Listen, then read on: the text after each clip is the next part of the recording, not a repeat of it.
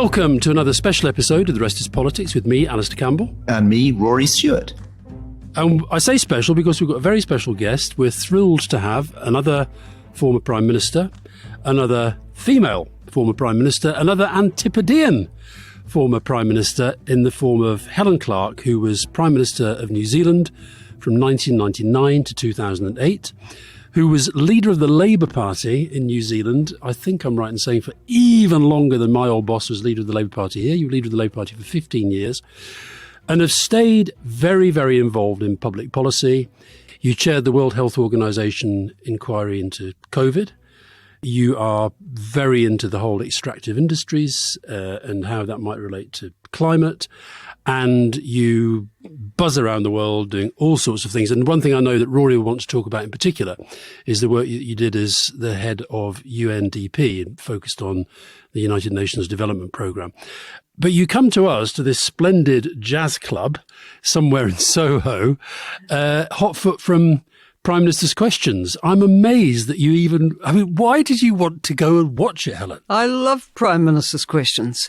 I still see the snippets on the BBC News when I'm home. And I first began popping into PMQ when I was a student on a scholarship in London in 1976, and you'd queue outside to get in. No business at passes those days. And so often when I've been in London, I've made sure I've got a card to the Speaker's Gallery these days and go and watch. And I didn't watch it today, and I suspect Rory didn't either. He's confirming. Give us your assessment of what you saw. So it began with a to and fro, obviously, on the cost of living and the pressures families are under with mortgage payments, with food and energy costs and so on. But probably the news reporting out of it today, I would think, would be on the Scott Nats following up on the Supreme Court decision on whether the Scottish Assembly had the competence to call a referendum. You have to call it a parliament, Helen. Well, you can't call it an assembly. Goodness, I've committed a mortal sin, and more than half my ancestry is of Scottish descent, so there you are. But yeah, that was quite a big theme, and the line that the SNP ran was, given that we have won X number of elections since 2014, and it's clear that the people of Scotland support independence, quote unquote, what do you have to do to be able to leave a voluntary union? That was their argument. So, Rory, if you were still in the Conservative government, what is the answer to that question? What do they have to do? Well, I think firstly, luckily for those of us that are unionists, the SNP didn't succeed in winning more than 50% of the vote in the elections. And actually, the polling at the moment suggests they're very far from being able to point to polls showing a majority of Scots in favour of independence. Furthermore, very clearly at the time, and this is going to annoy Scott Nats, who are going to take to Twitter and attack me, but Rory's very sensitive to Twitter commentary, Helen. Okay. I have to warn you. A once in a generation choice. And I think it's really important that you don't do a referendum and then, because you don't like the result, come along again in 5-6 years' time and run it again. Now, what about the other referendum, Helen? Give us your sense of what Britain's position in the world is right now, how Britain is seen around the world, not least in your part of the world, and what you think the impact of Brexit has been. Well, firstly, with a New Zealand hat on, of course, there's enormous affection for Britain.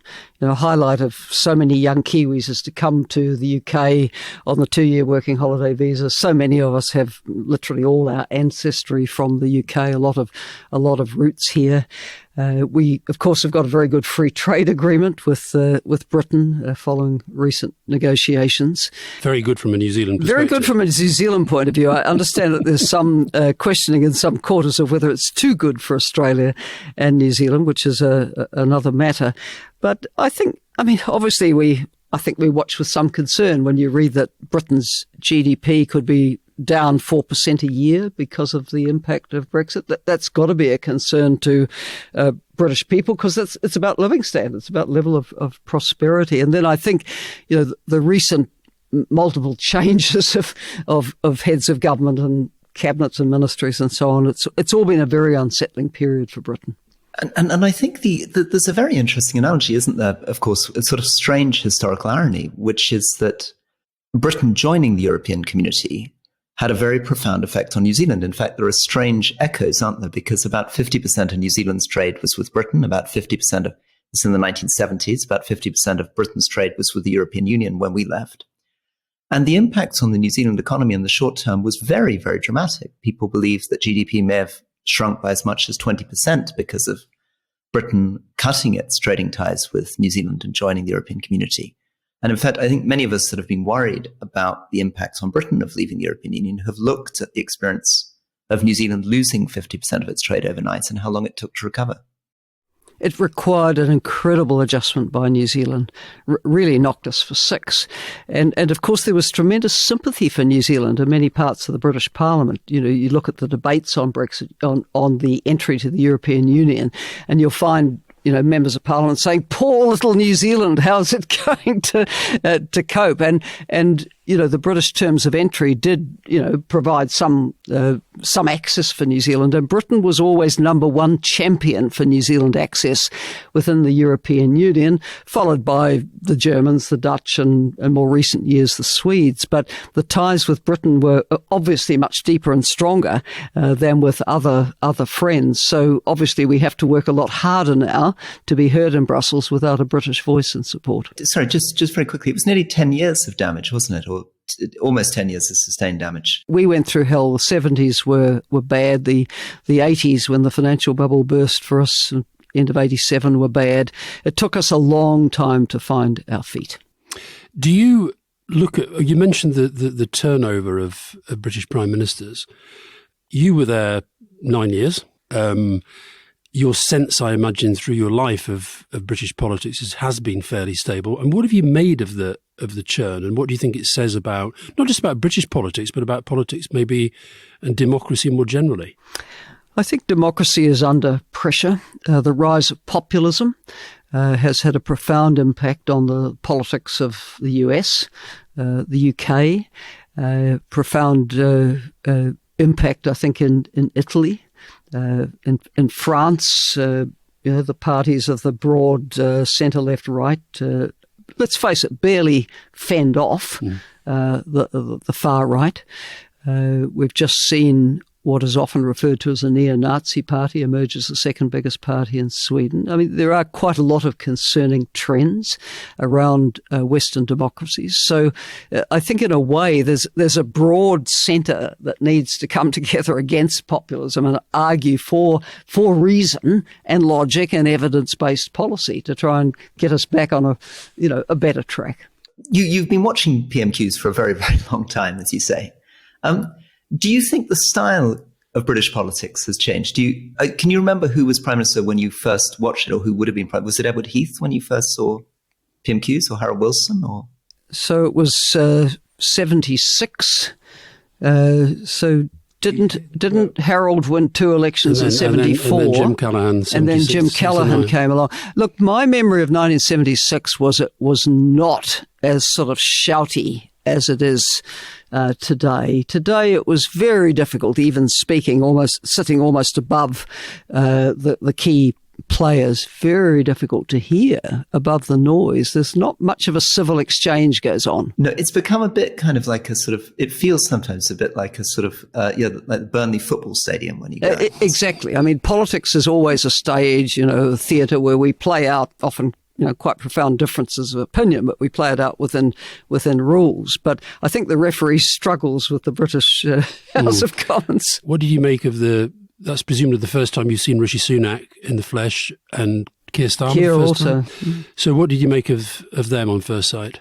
Well, I think, Keir comes to it with that background of being the Crown prosecutor, so quite logical, and not, in my opinion, using hyperbole. Rishi comes to it with, sort of background of finance and, having those interests, quite clinical. So I didn't feel that either of them emoted, right? So I think, populism... Is that a good thing or a bad thing? No, I think it's a good thing. I think populism's at bay, but of course what is baying is the crowd on each side, and that's what makes it difficult to hear. When Tony Blair we found out eventually that as long as he was close to the microphone, people outside could hear, but inside you can't hear. And with all that kind of barracking going on, I mean, your politics is pretty rough, but nothing like as rough as ours. Nothing like as rough as this, and nothing like as rough as the Australian Parliament either, by the way. Would you say the Australians are even rougher than ours? Well, they're rough, but the chamber is bigger, so it kind of goes into the ether more. But your chamber is so intimate. They're barely sort of a fist punch away from each other. It's two sword lengths plus a bit. Exactly. And what was your when you were in Parliament and when you were Prime Minister? You didn't have to do the same as the Australian Prime Minister does of going to Parliament literally every day, did you? We met 3 days a week, and I personally went to questions 2 of those 3 days. I'd go Tuesday and Wednesday, usually reserve Thursday for going out around the provincial centres in New Zealand, and my deputy would do the questions. But they could ask questions to the Prime Minister every day. Yeah. And you also had a media stand-up every day. I mean, you did your post-cabinet press conference on Monday and a full theaterette, and then every day that you walked to parliamentary questions, there was a media stand-up. On a Tuesday morning when you had your party caucus, there was a media stand-up. Well, even when you had nothing to say? Well, they always wanted you to say something. Sure. Helen, the rule is you decide when you want to speak to them, but you couldn't control it. I mean, I knew every back sort of corridor to get to places, but they'd always pop up. And just back to Brexit briefly, what if you were to be asked by somebody who's interested in your part of the world, where do you assess the relative importance of your relationships with other parts of the world? What are the most important relationships now for New Zealand? How would you frame them? Number one is Australia. Of course, many New Zealanders live in Australia, and we have long had a trans-Tasman travel agreement and free trade area where we enjoy open access to each other's countries. And Australia obviously will always be a major trade partner. So number one is Australia. But then I think in trade terms, China's loomed very large. European Union is very important to us as a whole. And of course, when Britain was in, even more important as a whole. The UK remains an important partner. US, Japan, Korea, the ASEAN bloc. We tend to think of, in trade terms what matters to us, and that's the grouping. One of the things I'd love to get a sense of is whether you can explain to our audience what politics is and how the difference between your experience as a really experienced politician. I mean, you really lived it, spent nearly a decade as Prime Minister, and I think you were in active politics for 20 years before you became Prime Minister. So you really get it.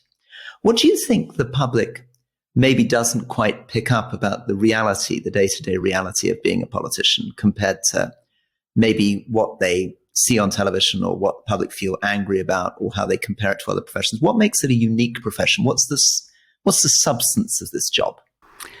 Well, I think what politics does is often exaggerate the differences between parties for differentiation.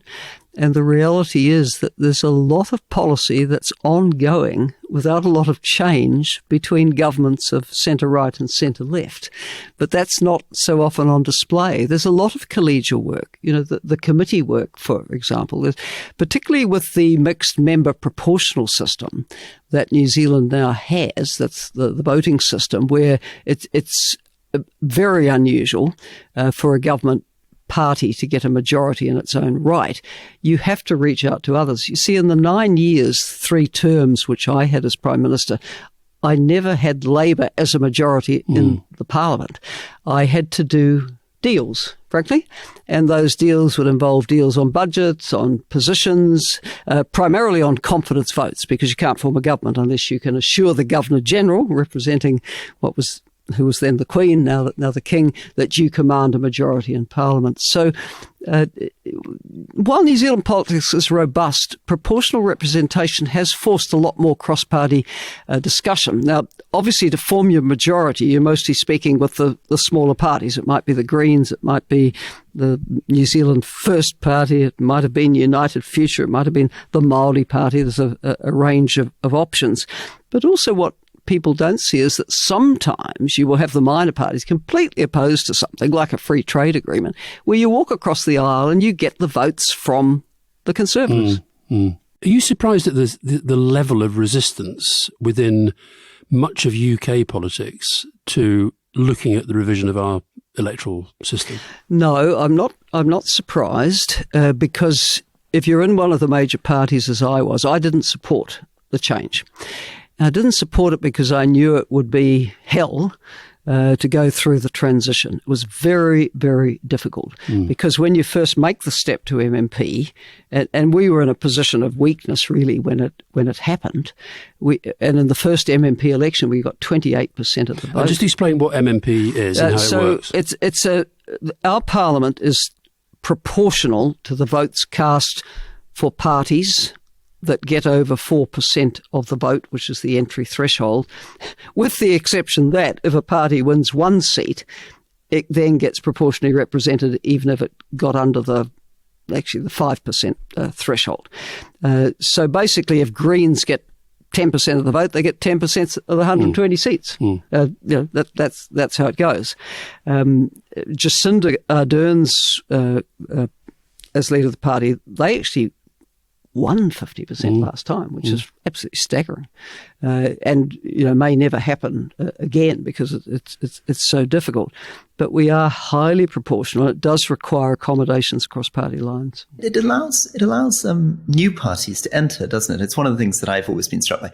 I ran as an independent to be mayor of London, and I was polling, I suppose, at tops still under 20%, which of course is no use at all in a first past the post system, but in a proportional system, with luck, you'd get a chunk of the seats in an assembly. And it allows you to, if you're not in the big parties, allows you to believe that you could refresh things, bring in new ideas, bring in new parties. Has that happened in New Zealand?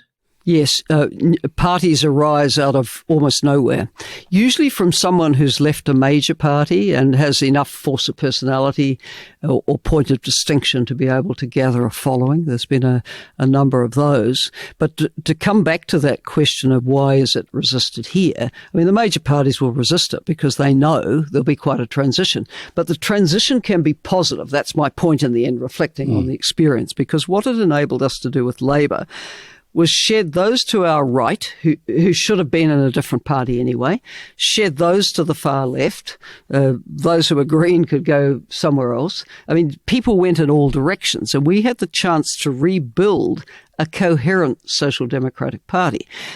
Our counterparts, the National Party, equivalent of British Conservative, had a similar experience. They lost people to their right. They lost people to more to the centre than they were. So it was quite a shakeout, and it enabled more, if you like, the parties to become more cohesive. It didn't stop them in the end becoming major parties. The first MMP election, the Conservatives got around 35%, Labour 28%. But over the years, the parties tended to get back with the two-party share, normally being up about 80% for the major parties. One last thing which I'm fascinated. So I was nothing like a proper politician the way that you were. I was in the House of Commons for only 10 years, but I came from having been a civil servant, and I was very, very surprised by the difference between being in government as a civil servant and being a MP and then a minister. I sort of thought being a minister would be a bit like being a senior civil servant, and I'd be able to run a department like a senior civil servant, and I could sort of... She's smiling at your naivety, Rory. And I thought that it would be very much about, grappling with in real detail for an enormous amount of time with individual policies in the way that I would have done as a civil servant. One of the things I picked up very quickly, which I wasn't expecting as an outsider coming in, is just how much it is a team sport. There isn't that much time spent having deep, earnest, 10-hour conversations about policy. A lot of it is about voting with the whips, getting the vote out, making sure you land the blows on the opposition, getting your messaging right. That I think what surprised me is the sort of tension, I suppose, between campaigning and a civil service style of governing. And I wonder whether you could reflect a bit on that. Yes, and I'd also reflect on the fact that when you come from, say, a position where you have a lot of knowledge about a particular thing, and then you come into politics and then into a ministry, actually you have to be able to take the helicopter view over a broader area than you yourself will have direct expertise in. And some people really struggle with that because they're used to being, the font of knowledge on a particular thing, but that's not how it works. And as you know, even when you're a minister, you still had to deal with, dangerous dogs back in the constituency, or why were the rural bus services not turning up? So you become very much a Jack or Jill of all trades. You end up knowing a little about a lot. And yes, the ministerial job will take quite a lot of time, but the constituency takes a lot of time. The party takes a lot of time, right? So much more multitasking than if you're a civil servant working on a particular desk. And how about this team player thing? I mean, I'm very interested in how much of a team sport it is, that it's never really a solitary sport. No, you're right. No, you're absolutely right. This is not tennis, right? It's not tennis singles. It's cricket, it's rugby, it's where you have to pack down together and put up as much of a united front as you can. And once a party can't do that, it's in trouble. And it's a bit the story, isn't it, of how parties here have pulled themselves apart in recent years. I mean, Brexit cut through both the major parties in quite fundamental and divisive ways. So, it'll take, maybe that old cohesion will never come back, and in my view, British politics would probably be healthier for making a transition to something like mixed member proportional representation, where you let that full, field of flowers bloom. You'll have, a range of parties. You've got a range of parties in Parliament now. It's not like you're used to having just two parties. Do you not worry that it could open the door to open the door even wider to populism? Well, they'll be there in some form, right? So Farage would have his party, and who knows, in a bad year he might get 15% of the vote, like the far right in Sweden. Maybe he'd get 20%. But I don't think they're ever going to be the first major party in a British election. So they'll be there. But is it better to have them, the old story, inside? Yeah. I won't use the word, urinating out, or outside urinating in. The point you made as well about how, I think what you were saying is that if you're Prime Minister, you have to be sort of vaguely on top of everything. Yeah. You can't be across the detail of everything. But I was interested that I think I'm right in saying you, as well as being Prime Minister, you appointed yourself Minister of Arts, Culture and Heritage. Why did you do that? Well, I felt that this was a sector of enormous importance to New Zealand life. And when you looked at surveys of how New Zealanders spent their leisure time, a greater proportion actually spent it on arts and culture and crafts than ever spent it actively in sport, right? But this was never really acknowledged, and everyone thinks of us, great sporting country. We're quite good at rugby, cricket, and a few things. You throw away very large leads at the moment. That was a pathetic performance the other day. But anyway, went to sleep in the second. Well, it doesn't help to have someone sent off 10 minutes before the end, does it?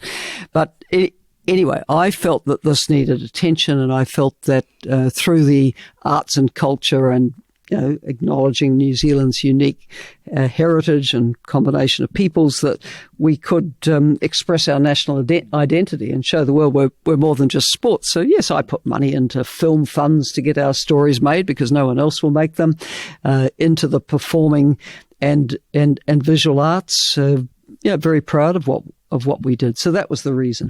And we're going to have a break in a minute, and then we'll come back and talk about, I know Rory wants to talk about development, but just final question on the UK. Looking at, you've followed our politics closely, you know a lot about politics and campaigns around the world. Do you look at the current landscape in the UK and see any way that the Tories can win again? I think it will be hard because it's already been a 12-year run.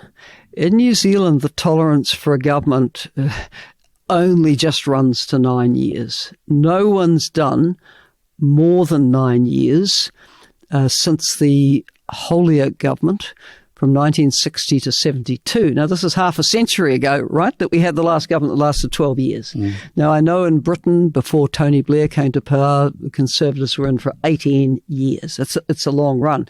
But whether people are as tolerant of that kind of long run now as they were then, I guess, only the next election will tell. But for me, I went up for a fourth term because the judgment still was that we didn't have a lot of chance, but I probably had the best chance. But it was too hard, so 9 years was kind of it. Yeah. Well, listen, that's lovely to talk to you so far. I know we'll come back after a very short break, and Rory, you can fire away all your questions about development, and you can try and get Helen to endorse your view of how development should work as you eat a sandwich at the end of this first half. We'll take a break while Rory eats.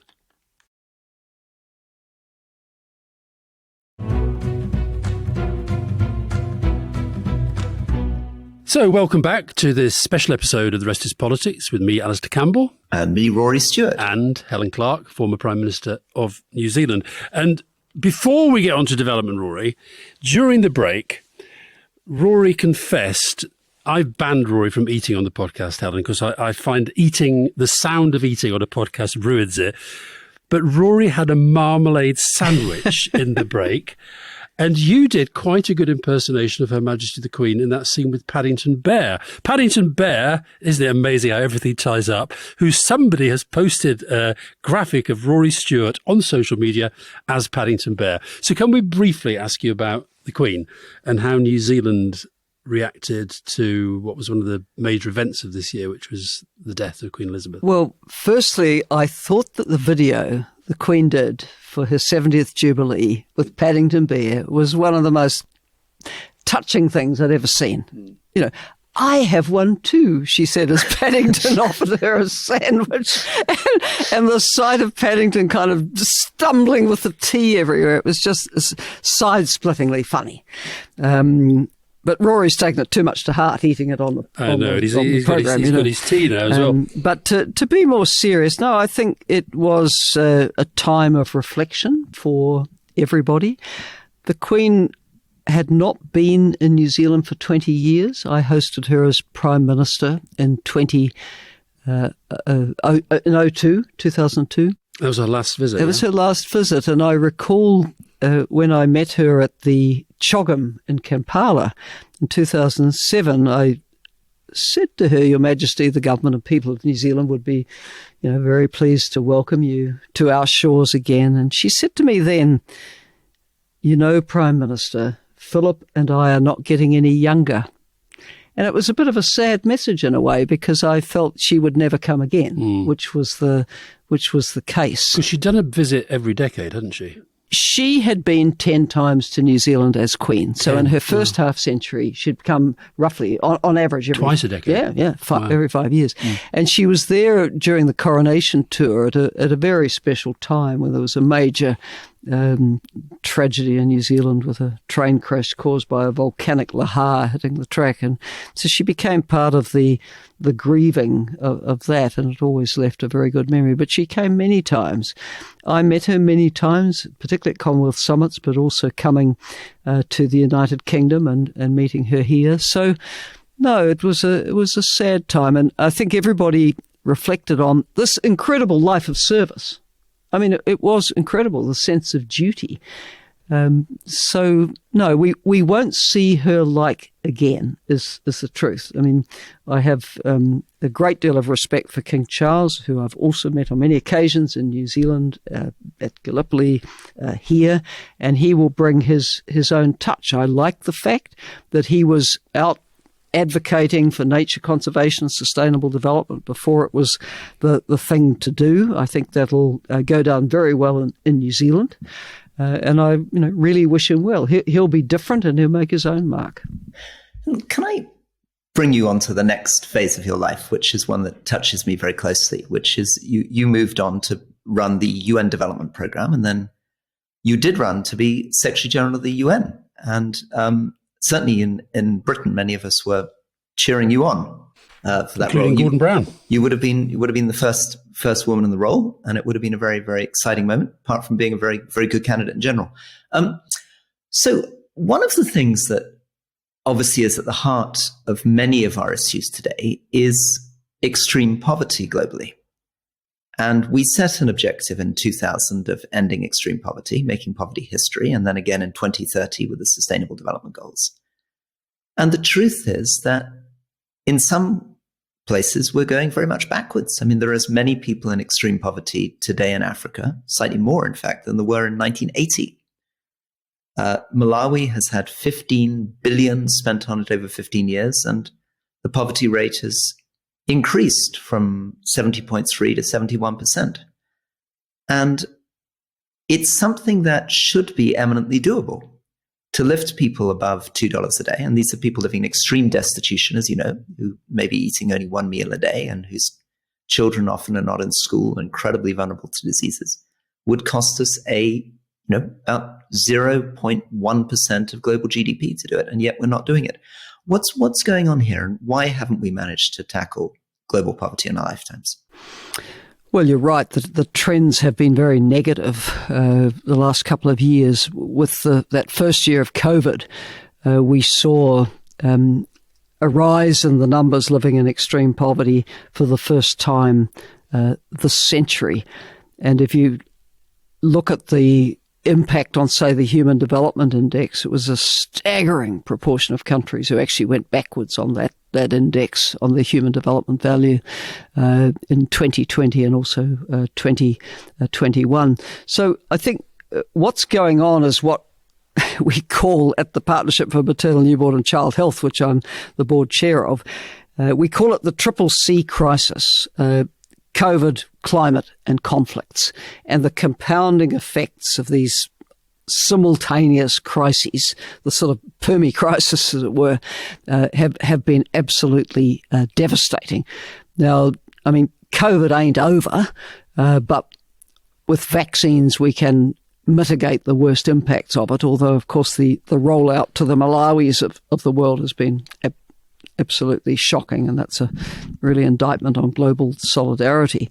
But as the effects of what's happening to our climate deepen, of course, we have more extreme weather events putting more and more pressure on food production. And I think important point to make about priorities in development assistance is investment in sustainable agriculture for the people living on the margins with the plot of land where, you need irrigation because the rain isn't coming. You need water storage facilities. I mean, reinvesting in agriculture, which went very out of fashion among Western donors, I think would be quite important.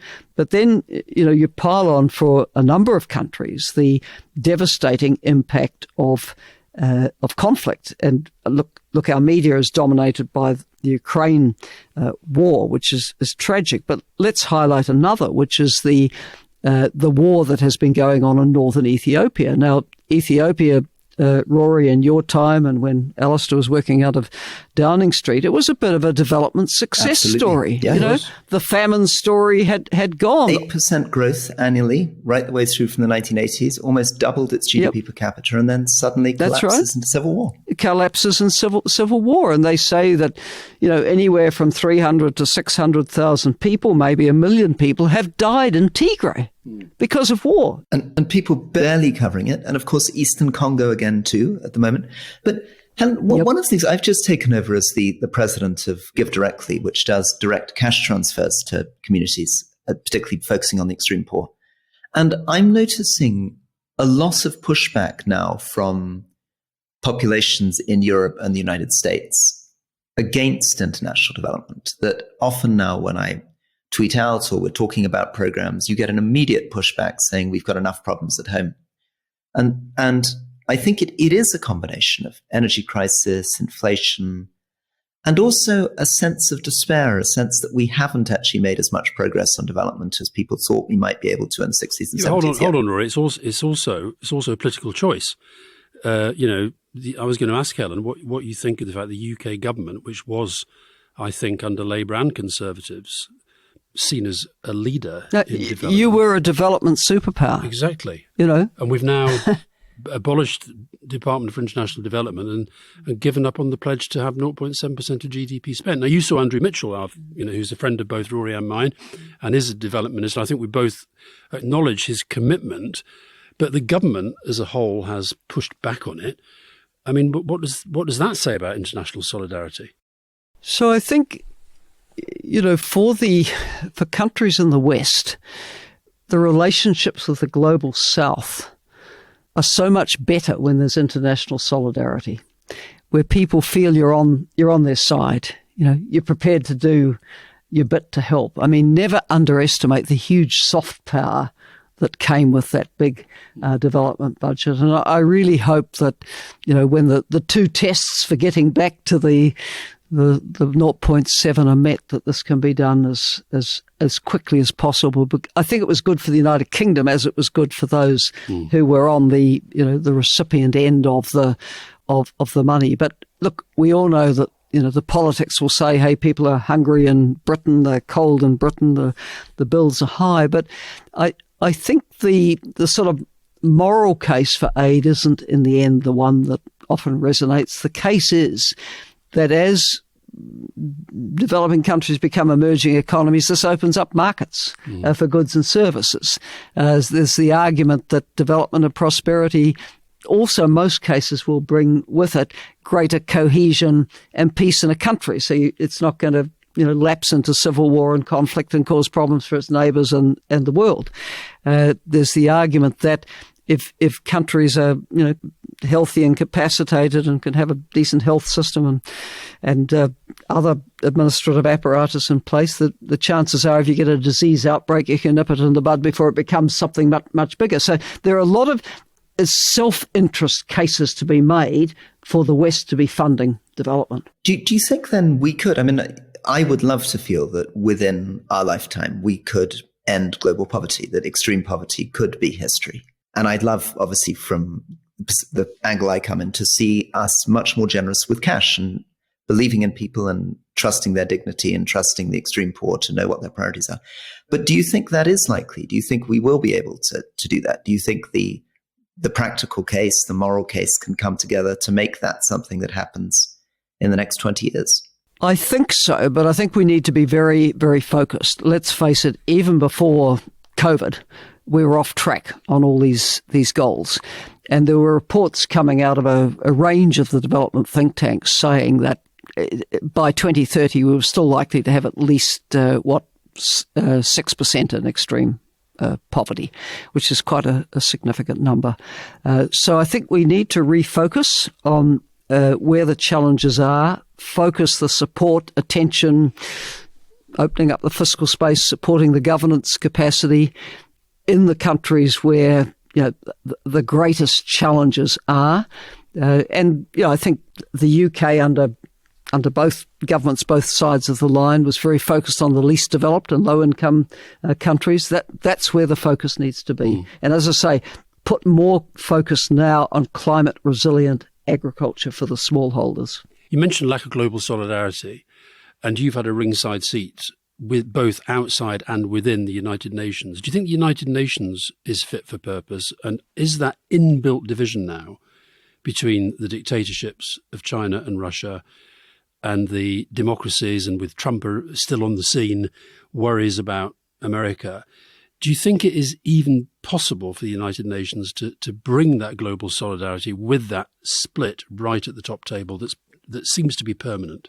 Well, what one would hope is that you could get back at least to a situation where, despite the significant geopolitical tensions, you could have countries cooperating on what are shared interests, like a better pandemic preparedness and response system, like an effective response to the great challenge of climate change, like getting a decent new treaty around the ocean areas that are beyond borders and national jurisdictions. We have a range of shared interests. Let's remember that in 2020, the world celebrated the 40th anniversary of the eradication of smallpox. That was achieved during a Cold War. People were able to come together and focus. Now, at the height of this devastating war in Ukraine, Russia's clearly on another journey. I think the China relationship becomes extremely important, and I'm quite encouraged by the talks, highly choreographed, but sending important messages that President Biden and President Xi could talk constructively around a range of issues. We need to really focus on what needs our joint attention and pack in behind that and use the multilateral system to advance discussions and negotiations where it really matters. do we need big structural changes? I mean, there's a temptation to think the UN system is pretty broken. The Secretary General was remarkably silent of the Russian invasion of Ukraine initially, was obviously paralyzed and presumably had political problems coming out speaking. We've seen ever since Libya a real difficulty of getting the Security Council to coalesce again together. And most countries I go to, it feels as though the credibility of the UN system is really under threat, partly because other models have emerged. This isn't the 90s anymore when there's a sort of big, dominant Western liberal model. So do you think we need structural change, or it's just a question of working with what we've got and focusing on priorities? Well, I think it's hard hats on. I chaired a discussion on this at a kind of discreet leadership meeting recently, and a former Deputy Secretary General of the UN reminded us that the UN kind of made it through decades of Cold War and still provided a forum, a stage for people to state their positions and cooperate where they could. So I think the question is whether we can reach a kind of I don't want to say an equilibrium, because it's not the point I want to make, but at least where we can, on the issues where we have to work together, do that, even though we retain quite significant differences on, from a values point of view, of invasions of other people's territory and so on. So hard hats on, I think. I don't think structural change is terribly likely. The Security Council, the permanent five, if you've got a vote, no turkey votes for an early Christmas, I guess. I mean, it will be expanded at some point, but that's also a tough discussion. But I don't think that's the real issue. I think the real issue now is to get back to some diplomacy to find the space to address the issues we have to work on together. And yeah, sorry, I'm going to hand to Alastair here, but I think just my final note on that is my worry is that we're losing the will, that countries, even countries which haven't gone populist, have gone more isolationist, that there's a tendency across North America, across Europe, for countries to turn in on themselves. Their interest in exporting values, their interest in international development seems to be waning. People don't want to play a global role in the same way. Anyway, Alastair, over to you. Sorry. Well, I was actually going to ask you, Helen, what you learnt from the work you did with Ellen Johnson-Sirleaf in co-chairing the inquiry into the WHO handling of COVID, because it strikes me that what you ended up saying was that China could have done better, the WHO could have done better, and most of the big individual countries around the world could have done better. So you talked about pandemic preparedness. Are we any better prepared, do you think, for the next time this happens, which surely it Not will? yet. Not yet. It's a work in progress, and it remains to be seen. And how does that happen within that nationalist environment, populist environment that Rory's talking about? So what our finding was, in effect, was that the WHO didn't let the world down. The world let down WHO. The international health regulations are not fit for purpose. They don't facilitate, they don't give the WHO the right of access to the site of an outbreak. This needs to be immediate. This needs to be in the international health regulations. Isn't it a crazy world where in the middle of a war, the International Atomic Energy Agency has the right of access to nuclear power plants under attack, and the WHO can't go to Wuhan? Come on. I mean, this has to happen. Secondly, A, being denied access. B, the WHO has no right under the international health regulations to publish information that it has, to call the world's attention. It has to get the permission of a country. When you're dealing with a very opaque country, this isn't so easy to get. So our conclusion was that January was a lost month because the international health regulations did not facilitate the job of the WHO. But even when the WHO declared the public health emergency of international concern the 30th of January, most countries did 3 parts of nothing in February. And that's when the pandemic accelerated. And the UK was a dramatic example of that. Boris Johnson clearly was extremely ambivalent about shutting down until surprisingly late. Surprisingly late, but Rory, I thought he got the big calls right. I kept hearing he got the big calls right. You're telling me he got the big calls wrong. Bitter about the COVID call. But can we, as we come towards the end, I'd love to loop you back a little bit back to domestic politics and your thoughts on the way things are going. And slightly wickedly tease you again about having been a really experienced veteran politician. What would your advice be to a young politician. And please don't be too idealistic, because sometimes you ask someone this and you get a very high-minded bit of advice about changing I'm the world. sensing here, Rory is clearly, this is twice he's asking you for careers advice here. That's what's going on. Rory's obviously thinking about throwing his hat back into the ring, and he wants you to tell him whether he should and how. Imagine you were talking to a member of the New Zealand Parliament who'd been in the Parliament for a year or so, and you were trying to make them thoughtful and realistic about what it means to be a politician. What would you say? Well, I started life as an opposition backbencher, and I say there's no lower form of life in the political system than an opposition backbencher. Even the messengers don't bother to learn your name. And then after 3 years, I was a government backbencher. That wasn't much better. So my advice to young people is don't expect instant success. I often say when speaking to young women politicians or people who'd like to become politicians, I say, you've got to realize no one is going to lay out the red carpet for you or open the door. You have to lay the carpet yourself and kick the door open, right? You have to have the resilience to stick with it. And if you stick with it, it will be a very rewarding profession. I also say, if you don't like people much, and if you're not very tolerant of people and all their foibles, don't go into politics, because it's about people. And people, of course, can be quite irritating sometimes, but they can also be wonderful. And you learn a lot from direct engagement with the public and taking up the concerns of constituents and taking up issues. So my advice is be resilient. There are a lot of knocks in politics, a lot of knocks. The media can be very unpleasant, but it will be a very rewarding career if you stick with it. And to take a fairly experienced member of the New Zealand Parliament, Jacinda, who's one of those few politicians that even in the UK, I think most people will know by her first name alone. But your current Prime Minister, who, as you said earlier, had a pretty remarkable success and is actually very, I think, very respected and popular. But everything I read about what's happening in New Zealand at the moment suggests to me that politically at home, she's struggling a bit. I think it's a hard time anywhere to be in government, because you're copping, the compounding impacts of all these crises. COVID, the government's response in the first year, people went into Christmas in 2020. There was no COVID in the country, and we felt, pretty proud of ourselves, really, that the team of 5 million pulled together. But, of course, in 2021, the team of 5 million started to fracture a bit, particularly when the entire metropolitan Auckland and most of the region to the south, 1.5 million of the 5 million population, was locked down for 4 months. And people get grumpy.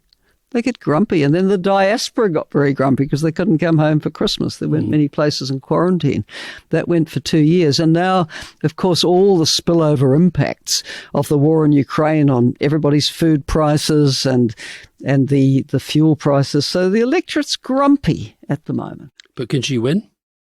Well, look, the election will likely be in a year, November next year. Anything can happen in a year. New leader of the opposition's obviously doing much better than the predecessor. So depend whether the government can get his measure and land a few blows. But it's tough, isn't it? I mean, inflation in New Zealand now 7.3%. It's tough. You just had the largest rise in your interest rates, I think, in recorded history. You've just gone up 75 basis points just 9 hours ago. So very, very tough. And I feel this, in a way, as we sort of loop back to British politics, that incredibly tough for the government that's in. Very, very difficult, obviously, for Rishi Sunak, because Liz Truss and Kwasi Kwarteng quite clearly blew up the economy in a very dramatic way over 2 weeks, and were very much associated with that.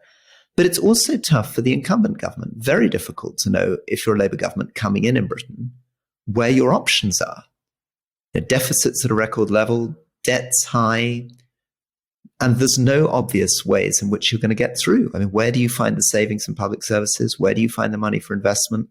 How do you generate growth? I mean, it's a pretty depressing time for the opposition.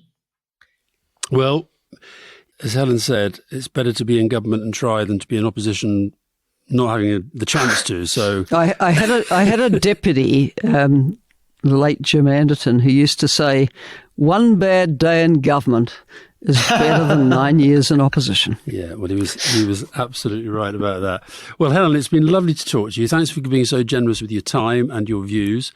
And, we'll keep in touch. And maybe the next time you and I have dinner, we won't be looking on our phones to see the All Blacks surrender a massive lead. Well, we should have finished the dinner at half time, shouldn't we? Thanks very much, and Rory, we'll see you soon. Thank you. Bye-bye.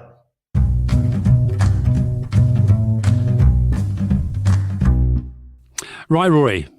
Helen Clark, what do you make of that? Can you first tell us, Alastair, where are you? You're in some sort of extraordinary sort of Austin Powers room. Well, you can only see this sort of blue backdrop, but if I look out, there's a piano in the corner, there's a drum set, there are a few musical instruments lying around, some of which I'll be tempted to play afterwards. Yeah, well, that was my main question. How did you resist? I mean, I would have thought that's like putting one of my children in a toy shop. I'm surprised your children are allowed in toy shops. I thought they were just reading The Economist and watching Shakespeare plays. What toys do you get in a Shakespearean toy shop? No, so it's a beautiful jazz club done in the round. And it's just been a very, very nice place to sit and talk to Helen.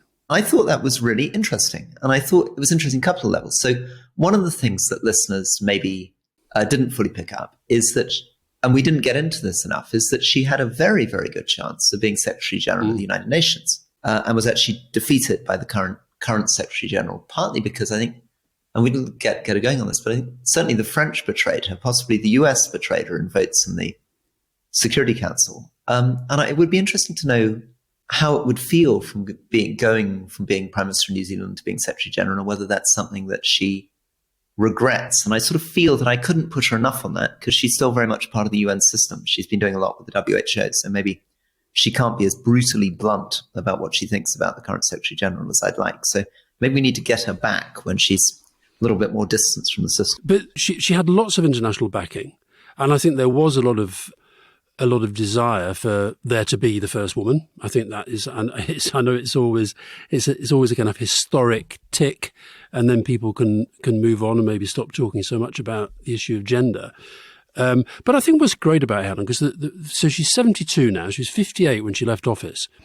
And even though that's by sort of Cameron Johnson standards quite, old, it's still very, very young. And by Biden's standards, very, very young. It's sort of juvenile, yeah. But I think what's great is that she has just carried on doing public service in a very different sort of way. So she, the stuff she does in the mining industries and climate, and very, very engaged and involved on health as well, and not just on COVID.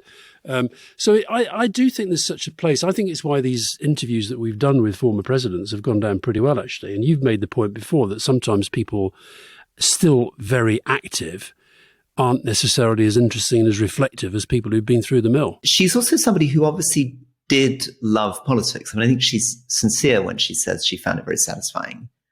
And she started very, very young as a Labour activist, I think in her early 20s. So as you say, a long time before she became, she said, an opposition backbencher. Less of the sort of cynicism that we got from François Hollande. She didn't make any jokes about politicians being liars or anything like that. I was trying to pull her into being a little bit more brutal about the truth. I was hinting at this with the team sport, but I find politics has a pretty brutal kind of Machiavellian edge to it.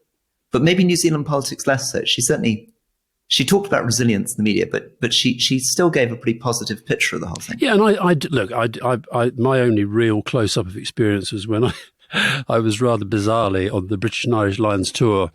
So I was there for several months in 2005. And I think it is a gentler country in lots of ways. I think you feel that you're in a gentler environment, I think maybe than the UK and Australia. And also there's something about their politics. I think Jacinda will get a very rough ride in the next election, but I still think they have that ability to debate in a fairly civil way, which I think that we've maybe lost, and which is why you and I are, with this podcast, sort of tried to bring it back in part. But I think the other thing about New Zealand, I mean, it's a country of 5 million people, and which is sort of size of Norway, Denmark, right? I think so. But so it's a smaller country. Yeah. But it's one of those countries. Helen talked about the concept of soft power in relation to the UK's role as what she called a development superpower. And if you're a smaller country, your soft power assets are, if anything, even more important. And I think New Zealand does have extraordinary soft power.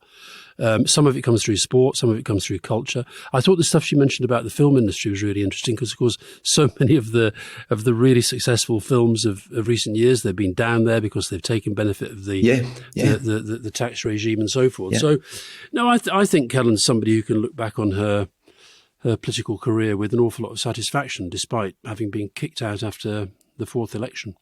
Yeah, well, I thought that was really good. Thank you, and that's huge credit to you. Well, Rory, I keep landing these you're doing very A-list politicians, and I'm beginning to wonder, with all this travelling you do, whether you ever actually meet anybody. Finally, I think, managed to land the ex-president of Liberia for you. I hope. That's good. I'd love to talk to the current president of Liberia, George Weah, about why he's allowed his son to play for America, for heaven's sake. What's that about? I mean, what did you think? What did you think of Weah's goal for America, Rory? I wanted to ask you about Holland. Why is Holland such a footballing superstar? But superstar? You mean superpower? Superpower, and I want more information about that in our next podcast. But Holland, I don't think Holland. They aren't really, Rory. They're not going to win the World Cup. Let me tell you that now. I'll tell you. I actually think, following their humiliation at the hands of Saudi Arabia, in a bizarre sort of way, I think it's made it more likely that Argentina might win the whole thing. Now, I've said from the word go, Brazil or France.